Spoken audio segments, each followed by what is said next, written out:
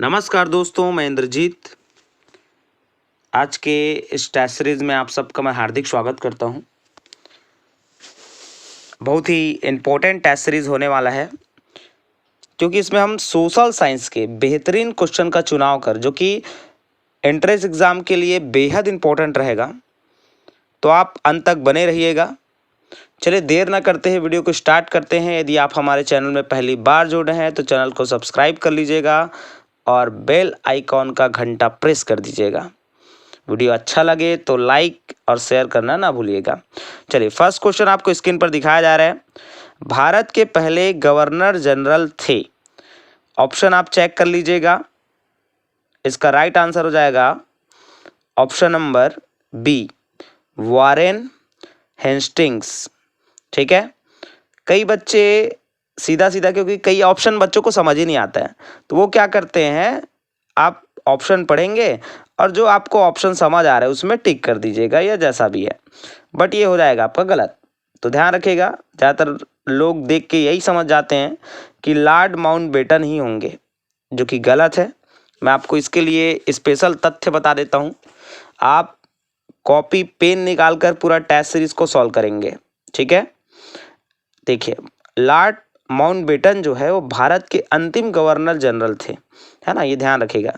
हम यहाँ पहले की बात कर रहे हैं, ना कि अंतिम की। ठीक है।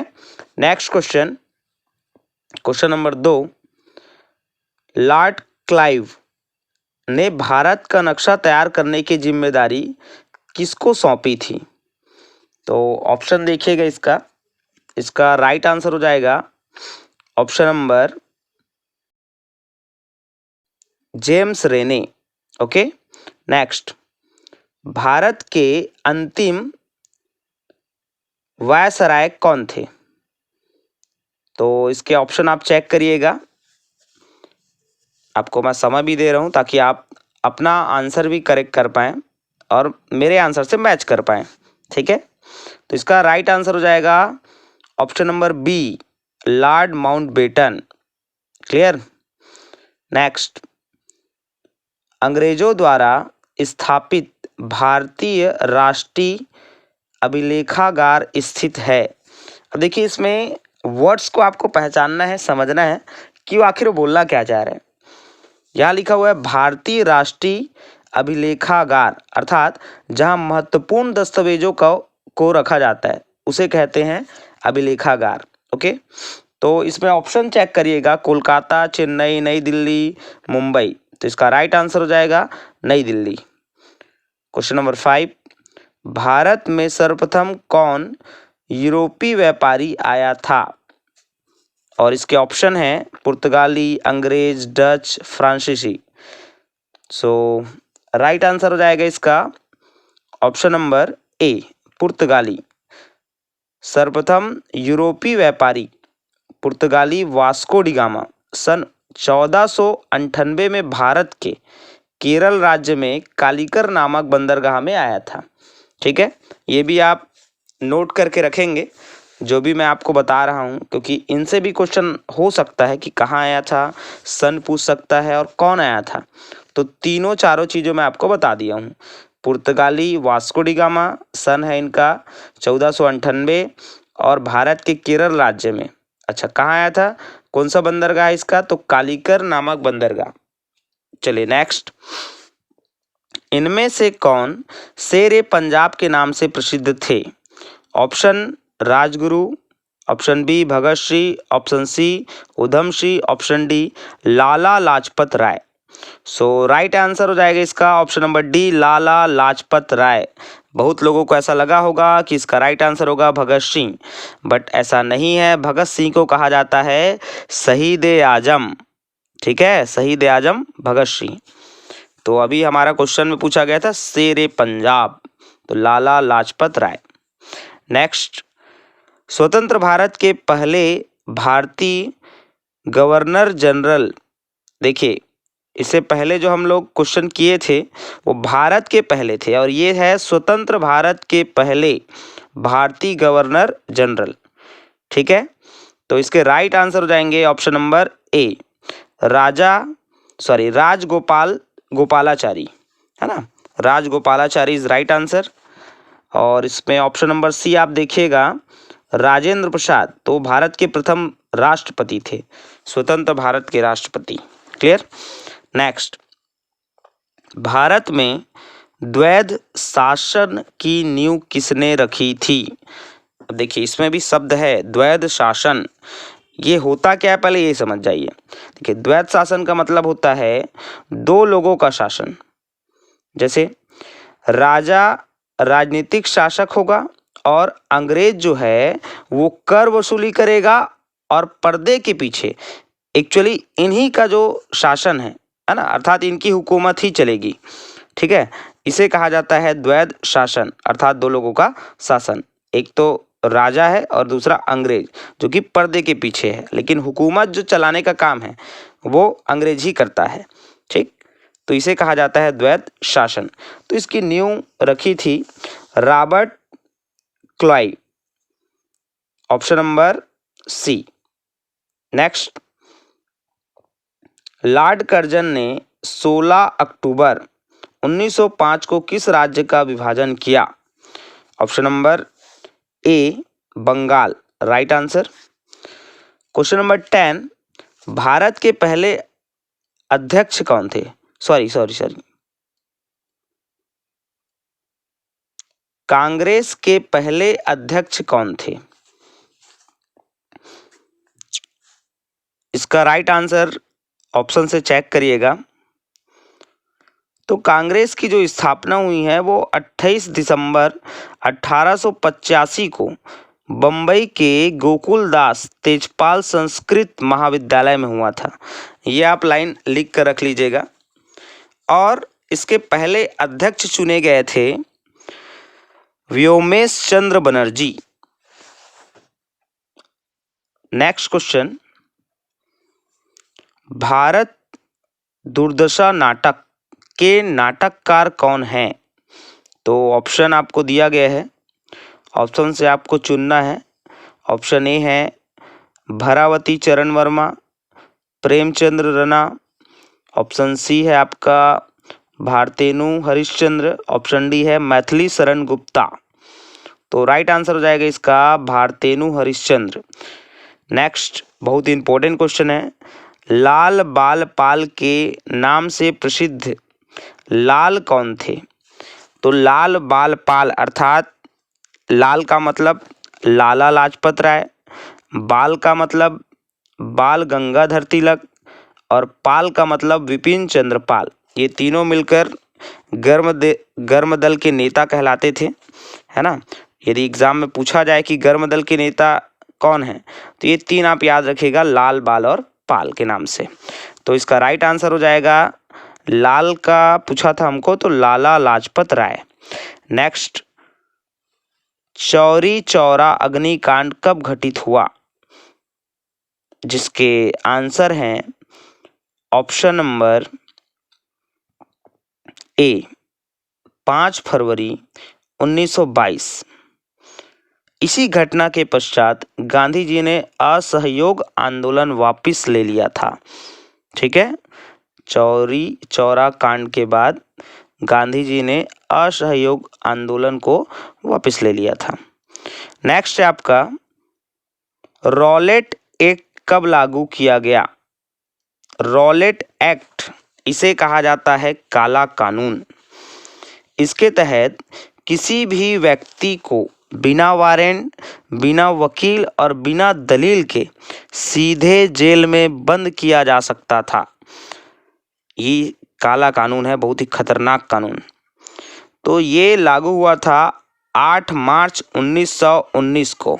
ओके, तो देखिए बहुत बेहतरीन क्वेश्चन आपको मैं बता रहा हूँ। ये सभी क्वेश्चन इंपॉर्टेंट है एग्जाम के दृष्टिकोण से, चाहे आप कोई भी एग्जाम फाइट कर रहे होगे, कोई दिक्कत नहीं है ना। नेक्स्ट है आपका, नमक कानून कब तोड़ा गया? तो नमक कानून में आप देखिएगा option number option number B रहेगा, 12 मार्च 1930 को। नमक कानून तोड़ने के लिए गांधी जी ने दांडी मार्च किया था, ये ध्यान होगा आप लोग को। दांडी यात्रा के नाम से फेमस है। नमक कानून। तो गांधी जी ने अहमदाबाद साबरमती से लेकर दांडी गांव तक कुल 390 किलोमीटर पैदल यात्रा की थी। ठीक है, ये भी ध्यान रखेंगे आप। यदि ऐसा क्वेश्चन पूछता है कहाँ से कहाँ तक किया गया था, तो आपके आंसर्स आपको इजीली मिल जाएंगे। नेक्स्ट, आज़ाद हिंद फौज का गठन किसने किया था? और ये सबसे सरल क्वेश्चन रहेगा बच्चों आप सभी के लिए। इसका राइट आंसर होगा option number D, Netaji Subhash Chandra Bose, जिनका बहुत फेमस नारा है, तुम मुझे खून दो मैं तुम्हें आज़ादी दूंगा।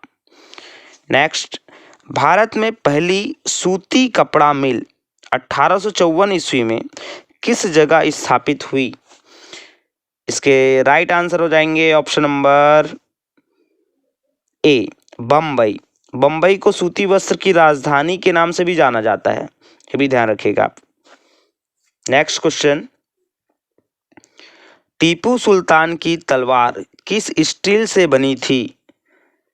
जिसके ऑप्शन हैं wootz steel, option B stainless steel, option C लोहा, ऑप्शन डी इनमें से कोई नहीं।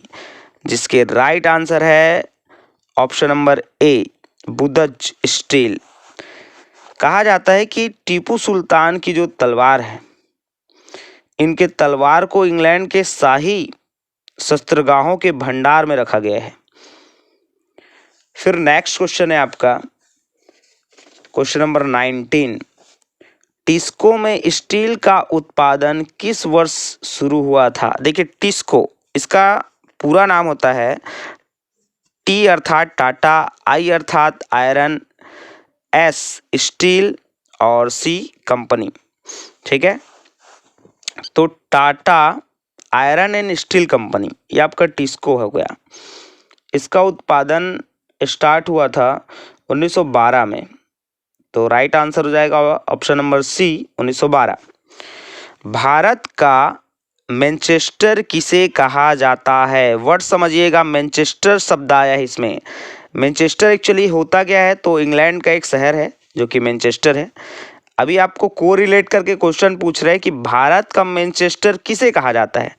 ऑप्शन हो जाएगा आपका option number A Surat, option B Kolkata, option C Mumbai, option D Ahmedabad. Right answer option number D, Ahmedabad.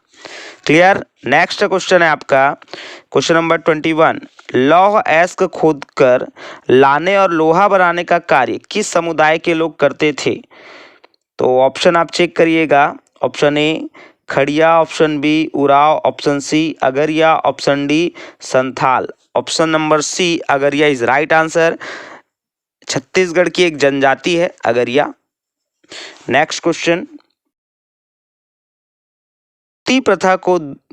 सती प्रथा को दूर करने का श्रेय किन्हें मिला?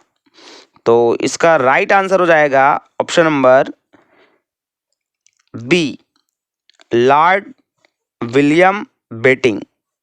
नेक्स्ट, शारदा कानून किससे संबंधित था? तो इसका ऑप्शन आप चेक करिएगा, ऑप्शन नंबर ए लड़के लड़कियों की शादी के लिए न्यूनतम उम्र से, ऑप्शन बी सती प्रथा से, ऑप्शन सी विधवा कानून से, ऑप्शन डी शराबबंदी से।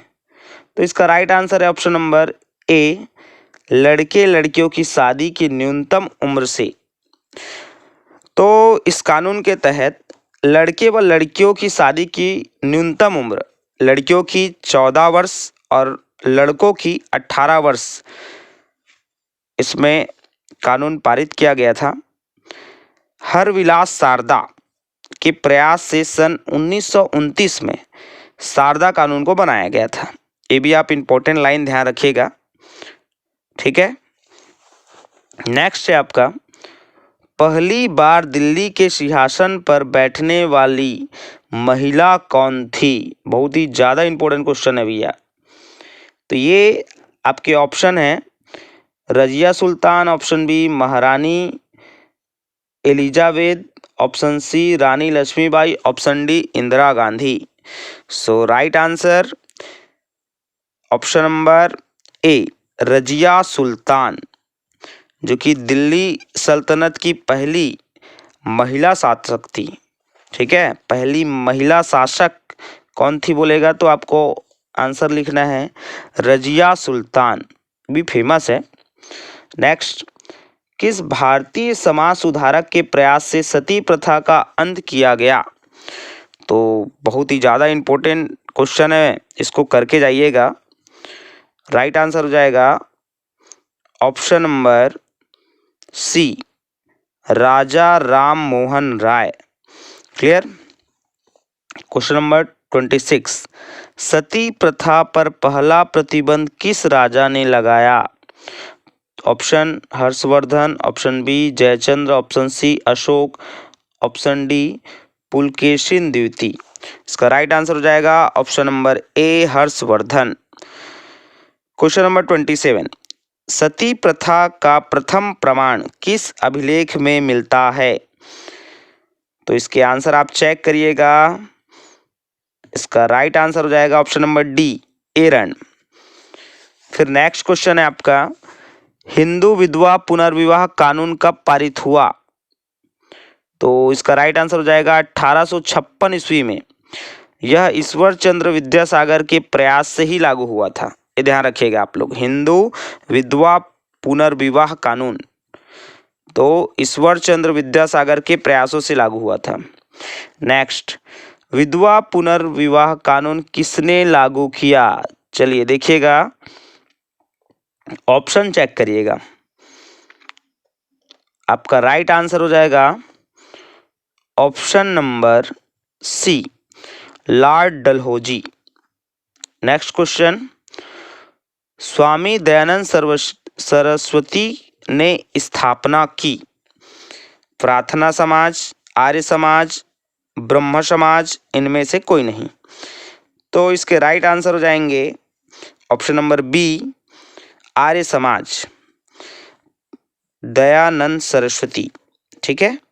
अच्छा, इसमें ऑप्शन देखिएगा, जैसे प्रार्थना समाज से यदि क्वेश्चन आता है तो इसके संस्थापक थे आत्माराम, ठीक है, पांडुरंगा, आत्माराम पांडुरंगा। ब्रह्म समाज से यदि क्वेश्चन आए तो राजा राम मोहन राय इसके संस्थापक थे। ठीक है। नेक्स्ट, स्त्री पुरुष तुलना नामक पुस्तक किसने लिखी? तो इसके राइट आंसर है option number C, Tarabai Shinde. Next question, 22 अक्टूबर 1764 ईस्वी को बक्सर युद्ध में अंग्रेजी सेना का नेतृत्व किसने किया? इसका राइट आंसर है option number D, captain Munro. Next, 1757 में प्लासी का युद्ध रॉबर्ट क्लाइव एवं किसके बीच लड़ा गया? जिसका राइट आंसर हो जाएगा ऑप्शन नंबर ए, सिराजुद्दौला। फिर नेक्स्ट क्वेश्चन है, ईस्ट इंडिया कंपनी की स्थापना किस महारानी के समय हुआ है? तो इसका राइट आंसर है ऑप्शन नंबर बी, एलिजाबेथ प्रथम। नेक्स्ट, बहुत इंपॉर्टेंट क्वेश्चन है ये, प्लासी का युद्ध कब हुआ? ये एग्जाम में आया हुआ प्रश्न है, तो आप इसको करके जाइएगा। ऑप्शन नंबर आपका हो जाएगा बी, 23 जून 1757 ईस्वी में। विलय की नीति किस अंग्रेज की देन थी? तो सबसे पहले ये समझिए कि विलय की नीति क्या है। विलय की नीति मतलब इस नीति के तहत जिस राजा का कोई भी उत्तराधिकारी नहीं होगा उस राज्य को अंग्रेज ब्रिटिश साम्राज्य में मिला लेते थे, इसे कहा गया विलय की नीति, अपने में मिला लेना। तो इसके राइट आंसर हो जाएगा लॉर्ड डलहौजी। ठीक है, ये इनकी देन थी विलय की नीति। नेक्स्ट क्वेश्चन है, 1857 में दिल्ली का सम्राट था? तो राइट आंसर हो जाएगा option number D, Bahadur Shah Zafar. लौह पुरुष के नाम से जाना जाता है। नेक्स्ट क्वेश्चन बहुत ज़्यादा इंपॉर्टेंट है, एग्जाम में पूछा गया है। तो लौह पुरुष अर्थात सरदार वल्लभ भाई पटेल। हमें गर्व होता है कि हमारे पास ऐसे भी महान पुरुष थे। और इसमें ऑप्शन आप चेक कर लीजिएगा। जैसे महात्मा गांधी के बारे में यदि पूछेगा तो राष्ट्रपिता, और पंडित जवाहरलाल नेहरू जी के बारे में यदि क्वेश्चन आता है तो चाचा नेहरू के नाम से उन्हें जाना जाता था। ठीक है, फिर नेक्स्ट है आपका छत्तीसगढ़ का प्रयाग किसे कहा जाता है। तो बेहतरीन क्वेश्चन है ये भी। छत्तीसगढ़ का प्रयाग राजिम को कहा जाता है, ये भी क्वेश्चन रिपीट हुआ है, ध्यान रखिएगा एग्जाम में। और इसमें एक ऑप्शन है रतनपुर। यदि आपको पूछा जाए तालाबों की नगरी तो आप बताइएगा रतनपुर, और मंदिरों की नगरी बोलेगा तो आरंग। ठीक है, नेक्स्ट, मेघदूत काव्य की रचना की थी। ऑप्शन नंबर सी महाकवि कालिदास, ये आपका राइट आंसर है। तो ये रहे आपके टॉप 40 क्वेश्चंस जो कि एग्ज़ाम के दृष्टिकोण से बेहद इंपॉर्टेंट है। कई बच्चे मुझे कमेंट्स कर रहे हैं कि सर एग्ज़ाम कब होगा, एग्ज़ाम कब होगा। तो एग्ज़ाम बहुत जल्द उसका नोटिफिकेशन आने वाला है। मैं प्रयास का जो संस्थान है वहाँ से बात भी किया हूँ, तो उन्होंने कहा है कि सर वेट करिए, अभी बहुत जल्दी उसका नोटिफिकेशन हम देंगे। तो बच्चे लगातार तैयारी करते रहें, अपनी तैयारी में कोई कमी नहीं होनी चाहिए। एग्ज़ाम कभी भी हो डज़न मैटर, बट हमारी तैयारी जो है वो कंप्लीट होनी चाहिए। इसलिए आप तैयारी करते रहिए, और वीडियो अच्छा लगा हो तो लाइक और शेयर ज़रूर करिएगा। आने वाले भविष्य में आपके एग्ज़ाम्स हैं, तो उसके लिए मैं सभी विषयों के टेस्ट सीरीज लगातार लाऊंगा।